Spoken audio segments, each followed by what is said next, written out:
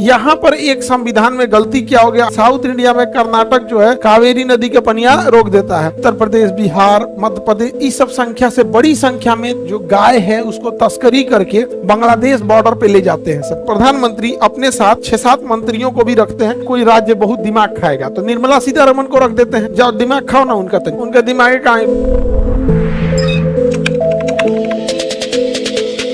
यहाँ पर एक संविधान में गलती क्या हो गया, आर्टिकल 262 हो गया। इसको ध्यान समझिएगा कि जल संबंधी विवाद हो गए। आर्टिकल 262 इसमें कहा गया है कि अंतरजातीय नदियों के बंटवारा के से उत्पन्न विवादों को हल करने के लिए कानून बना सकती है, जिसमें अंतर्वेशी नदियां या जो भी उससे रिलेटेड है। अब इसमें गड़बड़ी देखना क्या हो गया कि जो अंतरराज्यीय नदियां हैं जो एक राज्य से दूसरे राज्य में जाती है, इसे कंप्लीट केंद्रीय सूची में डाल देना चाहिए, संघ सूची में, ताकि संघ सरकार इस पर क्या बना सके, कानून बना सके। और समवर्ती सूची, नहीं तो किसमें, समवर्ती सूची में। कई बार देखते हैं कि अगर कोई राज्य जैसे उत्तर प्रदेश गंगा नदी को बंद करना चाहे तो बिहार सरकार से क्या हो जाएगा, विवाद हो जाएगा। वो अलग बात है कि यूपी को पानी की कमी नहीं इसलिए बंद नहीं करेगा, लेकिन साउथ इंडिया में कर्नाटक जो है कावेरी नदी के पनिया रोक देता है और तमिलनाडु में क्या हो जाता है, बवाल हो जाता है। तो उसके लिए एक नदी प्राधिकरण बना दिया जाएगा जो नदियों की क्या करेगा, उसके प्रावधानों को ठीक से करेगा। अंतरराज्यीय नदी जल प्राधिकरण 1956 है।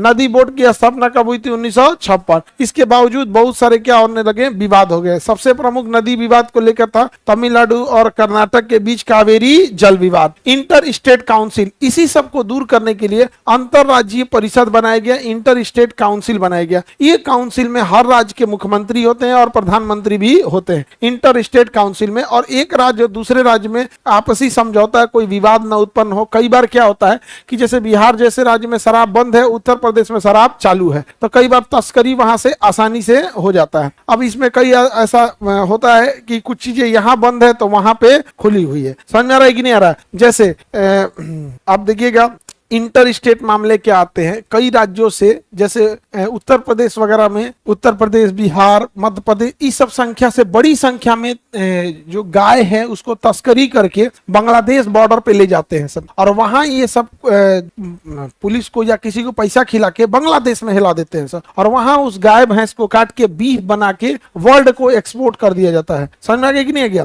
तो ये सारे मामले अंतरराज्यीय परिषद इंटर स्टेट काउंसिल में उठा सकते हैं। इसकी चर्चा आर्टिकल 263। राज्यों के पारस्परिक विवाद की जांच एवं समाधान के लिए राष्ट्रपति इसका क्या करते हैं, गठन करते हैं। अंतरराज्यीय परिषद किसके सिफारिश पर आया था, सरकारी आयोग के सिफारिश पर। हर राज्य के मुख्यमंत्री इसमें शामिल होंगे कि नहीं होंगे, प्रधानमंत्री शामिल होंगे कि नहीं होंगे। अब पूरा देश से शामिल हो गया एक तरह से, प्रधानमंत्री और हर राज्य के मुख्यमंत्री हैं तो ही शामिल होंगे। इससे अलावे कैबिनेट मंत्री भी शामिल होंगे। ये मंत्री प्रधानमंत्री नामित करेंगे किसे शामिल किया जाए, जो उनके भरोसेमंद होगा। क्योंकि देखिए राज्यों के मुख्यमंत्री हैं तो अपनी समस्याओं किसे कहेंगे, प्रधानमंत्री। और चूंकि प्रधानमंत्री के पास 50 काम होते हैं तो उनके ऊपर वर्कलोड न बढ़ जाए, इसलिए प्रधानमंत्री अपने साथ 6-7 मंत्रियों को भी रखते हैं और उस काम को डिप्यूट कर देते हैं। इसका कोई फिक्स चर्चा नहीं है कि कौन सा मंत्री होंगे। अब गृह मंत्री को रख सकते हैं। अब जैसे मान के चलिए कोई राज्य बहुत दिमाग खाएगा तो निर्मला सीतारमण को रख देते हैं, जाओ दिमाग खाओ ना उनका। तो नहीं, कोई निर्मला सीतारमण का दिमाग खा सकता है, उनका दिमाग कहाँ है, कोई कुछ बोलिए नहीं सकता।